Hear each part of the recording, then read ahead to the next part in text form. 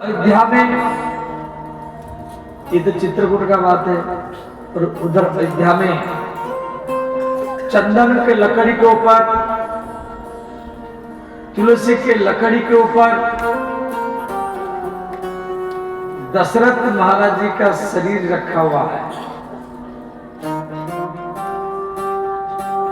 सरजू नदी के किनारा में सारा अयोध्यावासी महाराज दशरथ के अंतिम संस्कार करने के लिए आए हैं। वशिष्ठ जी बार बार करे, भरत अपने पिता के मुख में अग्निदान करो। भरत जी आग लेकर खड़े हैं। दशरथ महाराज जी के शरीर में, देह में आग लगाएंगे, परंतु भरत जी आग लगा नहीं रहे, ऐसे हाथ में आग लेकर की और राम जी का याद कर रहे हैं।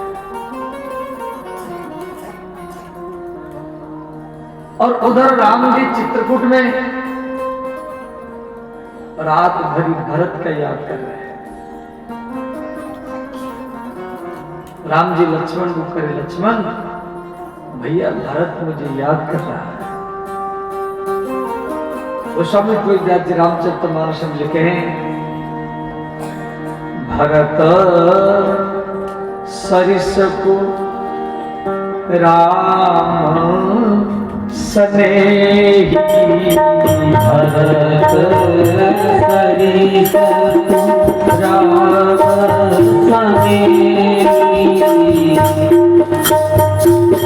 भरत सरिस को राम स्नेही, भरत सरिस को राम स्नेही,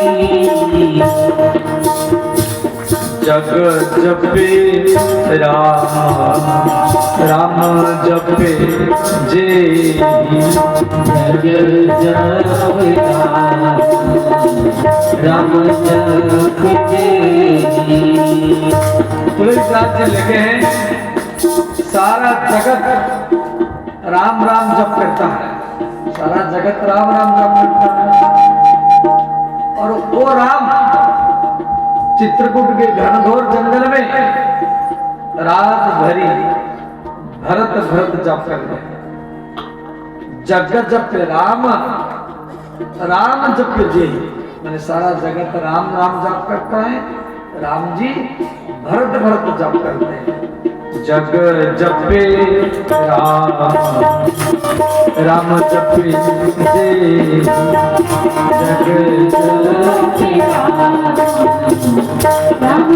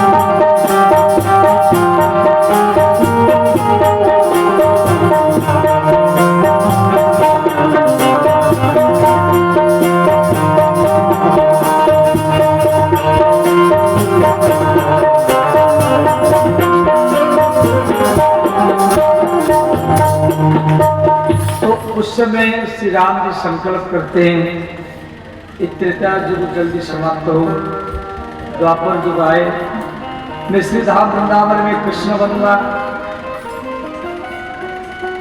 देवी सीता को राधा बनाऊंगा, भैया लक्ष्मण को बलराम बनाऊंगा, शत्रुघ्न को शंख बनाऊंगा, और भैया भरत को बंसी बनाऊंगा, और बंसी बना करके अपनी होठ के गद्दा में उसको सुलाऊंगा, और हाथों के अंगुलियों में उसकी चरण दबाऊंगा और आंखों के पलक से उसको पंखा करूंगा, नाक के छप्परी से उनको छाया करूंगा और अपनी मुख के अधरामृत उसको पिलाऊंगा। रंध्रान वेणु, वेणु माने बंसी, वेणु शब्द का अर्थ बंसी। बंसी, बंसी नाम क्यों पड़ा? ना बांस का बेटा है। बंसी का पिता का नाम क्या है? बंसी के पिता का नाम है बांस। तो बांस की बेटा होने के कारण नाम पड़ा बंसी। तो भागवत में ये बंसी गीत है, वेणु गीत है। रंध्रान, रंध्र माने बंसी का छेद, बंसी में जो छेद होता है इसको रंध्र कहा जाता है। रंध्रान वेणु, रधर, रधर माने होठ, सुधया, सुधा माने अमृत। अमृत कई प्रकार के होते हैं, एक तो चंद्रमा में अमृत है और एक चरणामृत, संतों के चरणों को धो के पीना, उसको बोलते हैं चरणामृत। और एक होता है अधरामृत। अधरामृत माने अपनी होठ को, होठ से अमृत पिलाना। रंध्रान रेणु वेणु रधर सुधया, अपने अधरामृत पिलाऊंगा। वराह पीड़म नटबरबको कर्णयो कर्णिकारम विभ्रतवास कनक कपिशम वैजयन्ती चमालम। रंध्रान वेणु रधर सुधया स्फूरयन् गोपवृन्दैः वृन्दारणं समागमनं प्राविशत् गीत कीर्ति। तो भरत जी बंसी के रूप में आए। ये कथा भागवत में आप लोग श्रवण किया। अब अध्ययन मेरा हेमंत ऋतु के प्रथम मास, हेमंत ऋतु के प्रथम मास माने कार्तिक मास। कार्तिक मास में देवता लोग जल में निवास करते हैं। कार्तिक मास में बिहार में छठ पूजा होता है। खरना, कद्दू बहार करे, अपनी घर को सजाते हैं, घाट को सजाते हैं। गंगा के किनारे में केला खंबा, आम के पत्ता, रूली मूली चावल से सजाते हैं। ठेकुआ नारियल आदि लेकर के डूबता हुआ सूर्य को फिर अर्घ देते हैं, फिर उगने वाला सूर्य को अर्घ देते हैं। और कार्तिक मास की जो छठवीं का सूर्य का जो रश्मि, वो छठी मैया की जो पूजा आप करते हैं, वो नमो भगवती षष्ठी देवी स्वाहा, देवी भागवत में जिसकी कथा है, और सूर्य के रश्मि उसमें प्रवेश करता है और वो छठी मैया के प्रसाद को जो पाता है उसका सारा रोग भी समाप्ति हो जाता है। जिनकी संतान नहीं है उनको संतान भी मिलता है। तो हेमंत प्रथम मास माने कार्तिक मास, नंद ब्रज कुमारी का हम चेरु भविष्य मुंजान कात्यायनी अच्छे में व्रतम। तो वृंदावन की गोपियां कृष्ण को पति के रूप में पाने के लिए भगवती माता दुर्गा की पूजा करती थी और ये कार्तिक मास में, और इसी श्लोक में स्तुति करती थी। सब हाथ जोड़ लीजिए, आंख बंद कर लीजिए, भगवती माता दुर्गा का ध्यान कर लीजिए, इसी श्लोक को पाठ कर लीजिए। ओम कात्यायनी महामाई, ओम कात्यायनी महामाई, ओम कात्यायनी महामाई, ओम कात्यायनी महामाई, महायोगीन अधीश्वरी, महायोगी अधीश्वरी, महायोगी अधीश्वरी महायोगी अधीश्वरी नंद गोपो सुतम देवी नंद गोपो सुतम देवी नंद गोपो सुतम देवी नंद गोपो सुतम देवी पति में कुरुते नमः पति में कुरुते नमः पति में कुरुते नमः पति में कुरुते नमः ओम नमो भगवते नमो नमः ओम नमो भगवते नमो नमः ओम नमो दुर्गायै नमो नमः ओम नमो दुर्गायै नमो नमः। भगवान खोल लीजिए। इस प्रकार सीमंती ने ब्रज गोपियां भगवती माता दुर्गा का पूजा करके और वो यमुना के किनारे में अपनी कपड़ा को सब उतार देती थी, वो वस्त्रहीन होकर के नहाती थी। भगवान कृष्ण के वस्त्र को चोरी करने के लिए आए, कदम्ब के डाली के ऊपर बैठे, कृष्ण डंडा से इनके कपड़ों को उठा लिए। गोपियों को मालूम नहीं पड़ा। एक गोपी बोली, बहन अब हम घर जाएंगे। वो कपड़ा पहनने के लिए जब नदी के किनारे में आई तो कपड़ा नहीं मिला। गोपी चल के भीतर में चली गई तो सब गोपी आपस में चर्चा की हमारा कपड़ा कहाँ गया। तो एक गोपी का नजर कदम्ब के डाली के ऊपर पड़ा। गोपी ने कहा, बहन वो माखन चोर आज हमारे कपड़ा को चोरी किया। दूसरी ने कहा, माखन चोर मत बोलो, श्याम सुंदर मुक्ति दास्यम, ये श्याम सुंदर हम आपकी दासी है, आप जो कहेंगे हम वही करेंगे, अब हमारी कपड़ा दे दो। कृष्ण बोले, गोपियों आप कपड़ा पहन करके नहाना चाहिए, इसमें जल का देवता वरुणों का अपमान होता है। गोपी बोली, अब हम कपड़ा पहन करके नहाएंगे, हमें कपड़ा दे दो। भगवान बोले, कपड़ा लेना है तो यहाँ पर आओ, कपड़ा ढूंढो। तो गोपी बोले, हम वहां जाएंगे कैसे, आप यहाँ कपड़ा रख करके चले जाओ। भगवान बोले, आप नहीं आएंगे तो मैं कपड़ा लेकर के जाऊंगा। अंत में गोपी घबरा गई, वो लज्जा सर्व को त्याग करके वो कृष्ण के पास आई। श्री शुकोवाच भगवान शुद्ध भाव प्रसादित स्कंद निधाय वासांसी प्रीतः प्रभात सस्मितम। गोपियों के शुद्ध भाव को देख करके भगवान उनके कपड़ा दे दिए। अब ये जो लीला भागवत में लिखा गया उसका उद्देश्य क्या है, देखो भगवान को आगे महाराज करना है। कल आप महाराज की कथा सुनेंगे।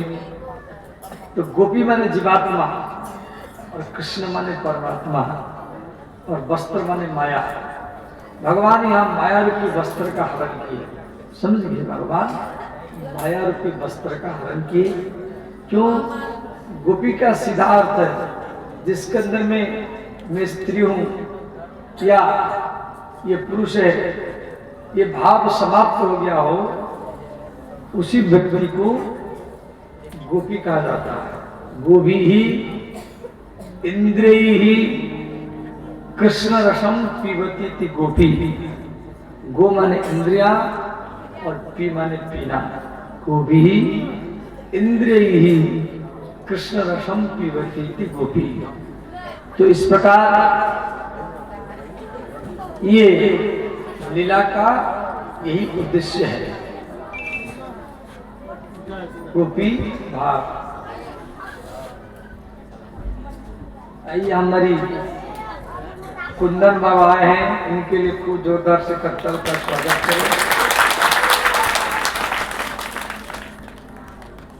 और आइए आइए अब आइए आइए। ये हमारी श्यामा किशोरी जी आई है, इनके लिए कुछ जोरदार से करते हैं।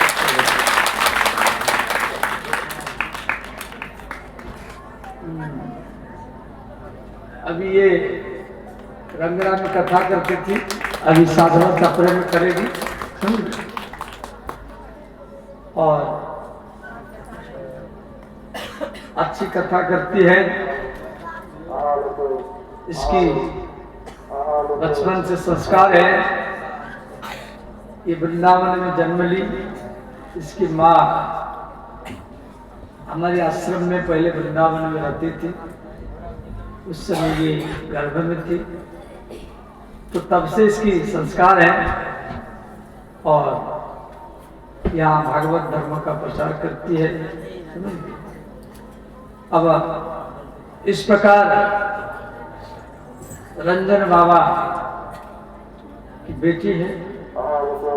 रंजन बाबा को तो आप जानते होंगे सब।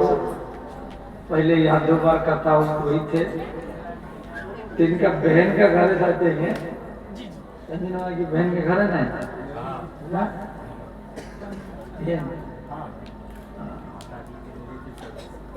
तो या जी कृपा करके दर्शन दिया है। तो बच्चों में संस्कार डालना चाहिए। माता पिता जैसे चाहेंगे पुत्र या पुत्री ऐसे बन जाएंगे। और गर्भ में संस्कार जल्दी पड़ता है। प्रहलाद जी भी गर्भ में रह करके भागवत कथा सुने। श्री अभिमन्यु गर्भ में रह करके चक्रव्यूह भेदने की तरीका सीखा था। तब इसकी माँ जब बालाजी आश्रम में रहती थी चौमा में, ये भी बेचारी गर्भ में थी। तो वहां पे गोपियों का भजन ध्यान सब संस्कार प्रभाव पर करना, कीर्तन करना संस्कार का प्रभाव है। तो पिताजी भी वो भी अच्छे हैं। क्यों 14-15 साल से हमारे साथ में रहे। और हमारे कुंदन बाबा ये भी बहुत साल तक भागवत की सेवा की। अभी भी सेवा कर रहे, जिंदगी भर करते रहेंगे। और यही लोग तो सनातन भागवत के, इसी सनातन भागवत परिवार के ही लोगों से भविष्य है। और ये लोग सब भागवत को प्रचार करेंगे, भागवत धर्म को आगे बढ़ाएंगे। ऐसा होना ही चाहिए, तभी देश आगे बढ़ता है। तो ध्यान देना। अब हम लोग थोड़ा सा होली उत्सव को जाएंगे। तो ये भगवती का कीर्तन है, इधर होली का तैयारी कर दिया जाए।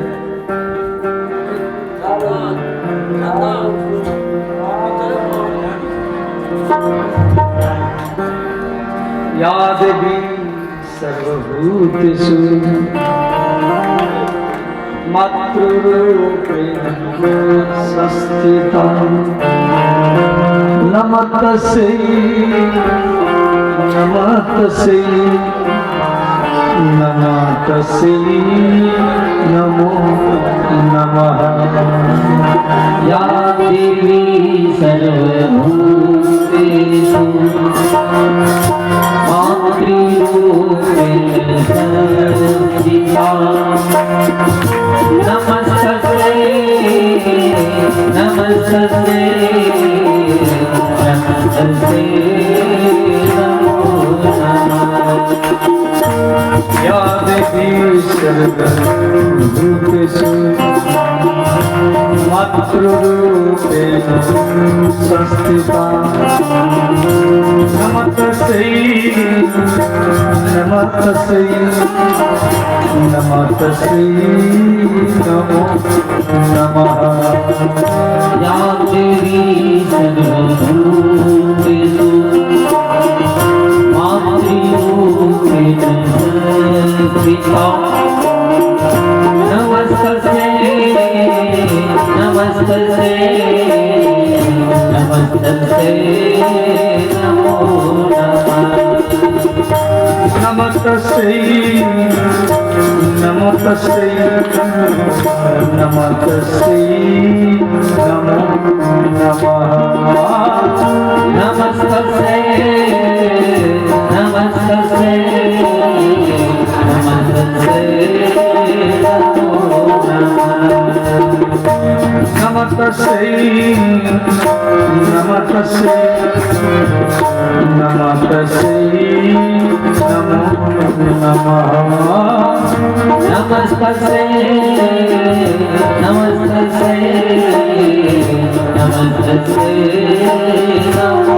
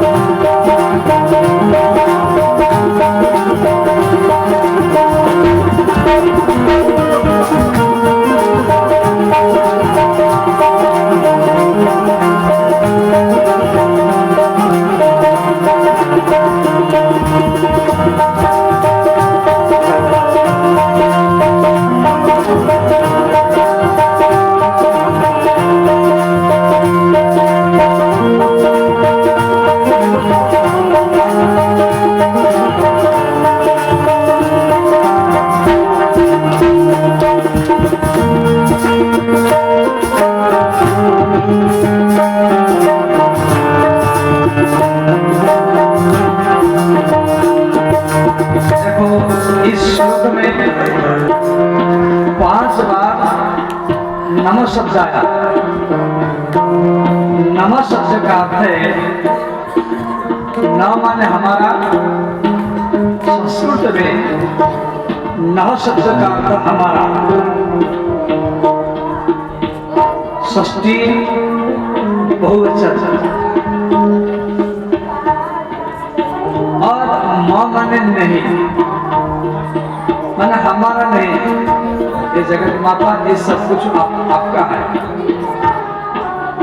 तो नमः तस्यै, तस्यै शब्द जो है ये चतुर्थी एक वचन है। स्त्रीलिंग में साते ताहा, तामते ताहा, त्वयाताभ्यम का भी तस्यै, तो चतुर्थी एक वचन में